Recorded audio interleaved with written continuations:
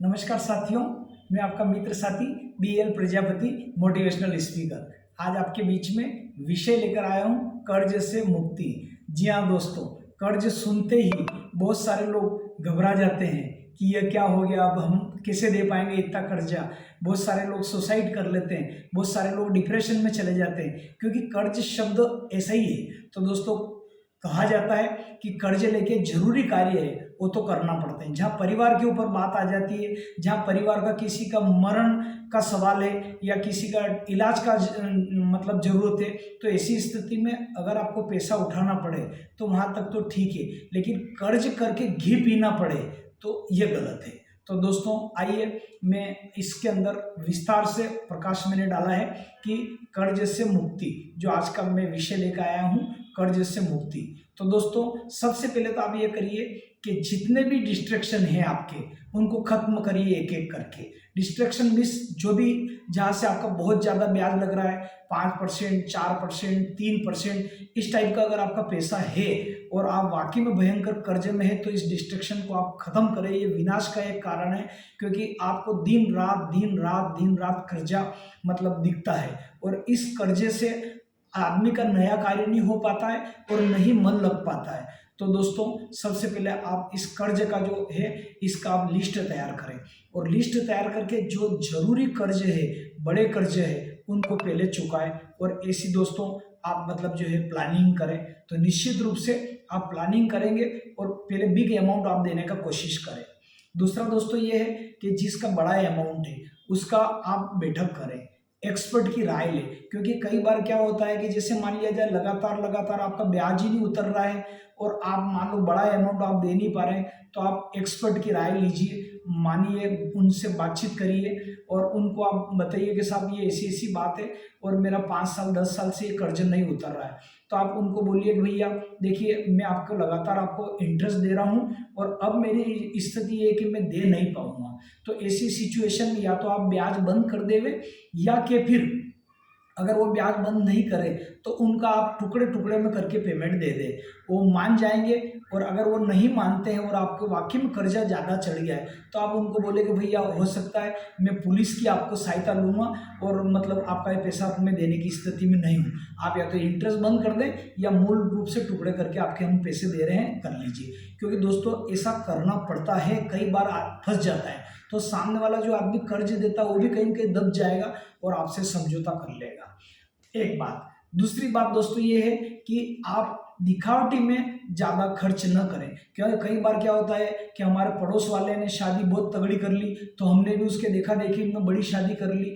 सामने वाले ने मृत्यु भोज या मन्नत का प्रोग्राम बहुत बड़ा कर लिया, तो आपने भी कर लिया। तो ऐसी सिचुएशन में कर्जा आपका डे बाय डे बढ़ता जाएगा, क्योंकि सामने वाले का हो सकता है बजट हो और आप उसकी नकल मारोगे। क्योंकि 90% परिवार या तो मृत्यु भोज के कारण वो कर्जे से बाहर नहीं आ पाए, या उन्होंने बढ़ चढ़ के शादी करी उससे बाहर नहीं निकल पाए, या उनकी जो कार की प्लानिंग थी वो 5 लाख 6 लाख तक की गाड़ी लानी थी और देखा देखी कि वो भी क्रेटा उठा के लिया है, मर्सिडीज उठा के लिया है, और थोड़े दिन तो नाम हो गया आपका, वाई हो गई, लेकिन आप डिप्रेशन हो गया, आपको डायबिटीज हो गई, आपको अन्य बीमारियों ने घेर लिया।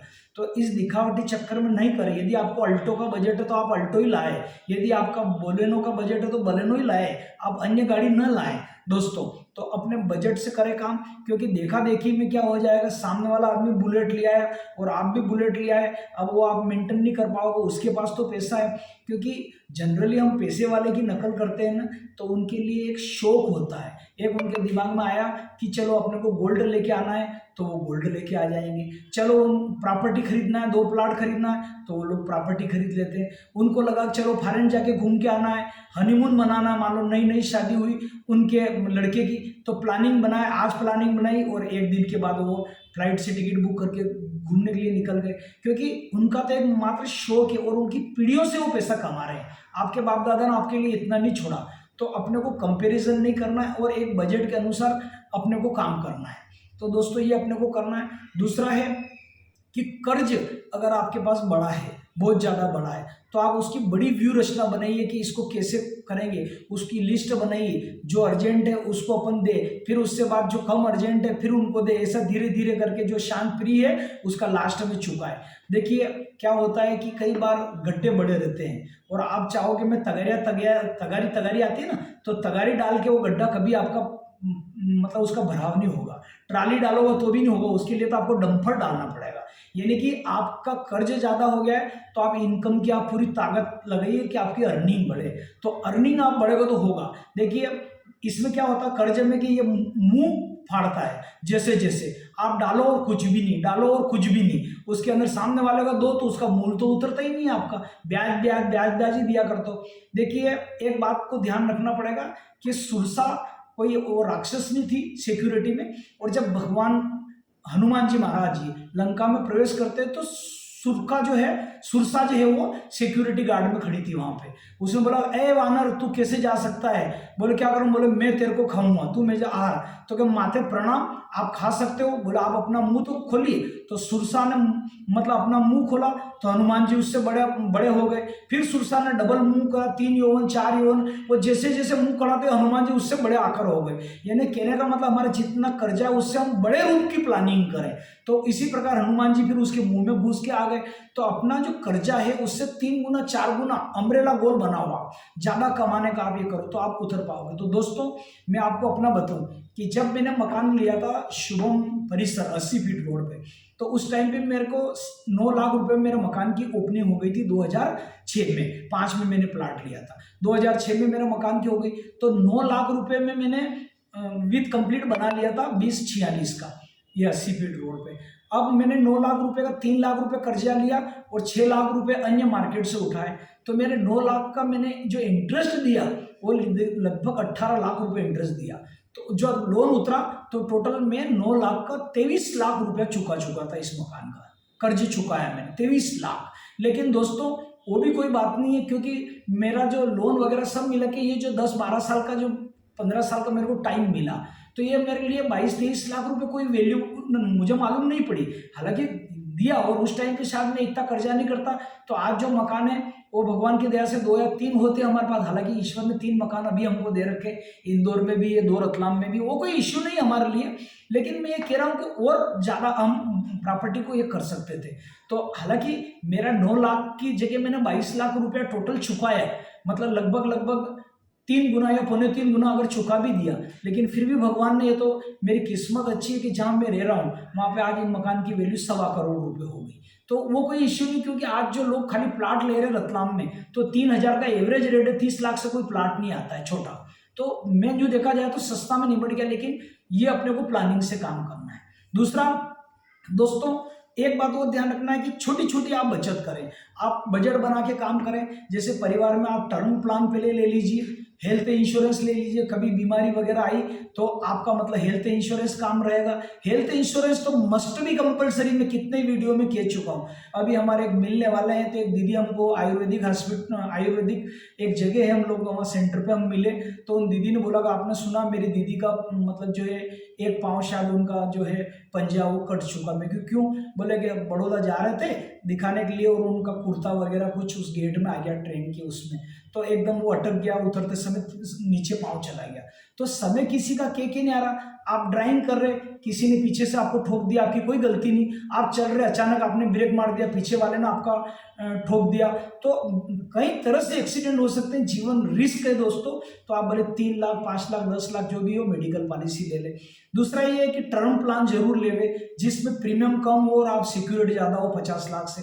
कभी आपकी फाइल निमट भी गई तो घर वालों को 40-50 लाख मिल जाएंगे, तो बच्चों बच्ची की पढ़ाई कर लेंगे, और आपके घर में जो पत्नी को है कोई ऐसा कार्य नहीं करना पड़ेगा जिससे शर्मिंदगी महसूस करना पड़े।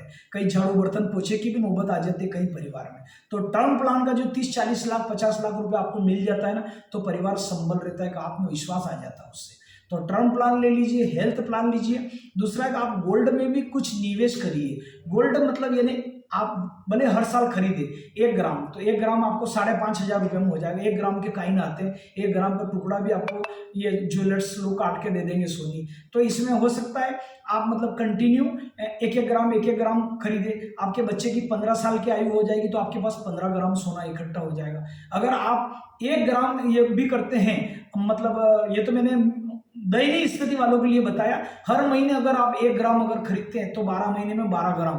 अगर आपका मान लिया जाए 10 साल का बच्चा है तो 10 साल की उम्र में आपके पास 120 ग्राम सोना हो जाएगा दोस्तों। तो मेरे कहने का मतलब हर महीने आपको 1 ग्राम गोल्ड खरीदना है। सिल्वर खरीदे तो हर महीने भले आप एक सिक्का लेते जाए आप 10 ग्राम का, आपको 700 रुपये में पड़ जाएगा हर महीने। तो सोना और चांदी दोनों आप देखिए, मंथली बजट के भी आप काम करेंगे तो आपके पास बहुत बड़ा बजट हो जाएगा, बच्चों की शादियां हो जाएगी और जो आपके पास बच्चों की शादियों का बजट है वो पूरा पूरा बच जाएगा। तो आप मंथली में गोल्ड में निवेश कर सकते हैं। उस इकट्ठे गोल्ड सिल्वर को बेच के आप प्लाट ले सकते हैं। तरीका धीरे धीरे आप बचत करा। मेरे पास कोई सेविंग नहीं थी, मैं पीयरलेस करी 14-15 साल से, तो पैसा इकट्ठा किया। उसके बाद फिर बच्चों का मतलब इतना इकट्ठा नहीं कर पाया, फिर बच्चों की शादी करी, फिर उनका जो पहले उसके पहले एजुकेशन था तो वो भी मैंने कोई लोन नहीं लिया, वो भी इधर उधर से एडजस्टमेंट करके दिया। तो कुल मिला के मेरी एडजस्टमेंट लाइफ रही और एक स्थिति आई कि मैं 45-47 साल की उम्र के बाद फ्री हुआ इन चीज़ों से। तो मैं चाहता हूँ कि आप धीरे धीरे बचत करें, धीरे धीरे बचत करें और ये कर्ज से आप जितने जल्दी हो दोस्तों इससे आप छुटकारा पाएं। आप लिस्ट बना लीजिए, जो जरूरी है अर्जेंट में पहले बता चुका हूं उसको आप पहले देने की कोशिश करें। तो आप देखेंगे कि कर्ज आपका उतर जाएगा और आप मतलब एक बहुत सुखी इंसान हो जाएंगे। ये कर्ज एक बहुत बड़ी है। फिर आप देखोगे कि धीरे धीरे जब आपका कर्जा उतर गया तो दोस्तों आपको नींद भी इतनी अच्छी आएगी और आपका मन भी अच्छा लगेगा और कार्य करने की क्षमता आपके अंदर 200% की ग्रोथ हो जाएगी।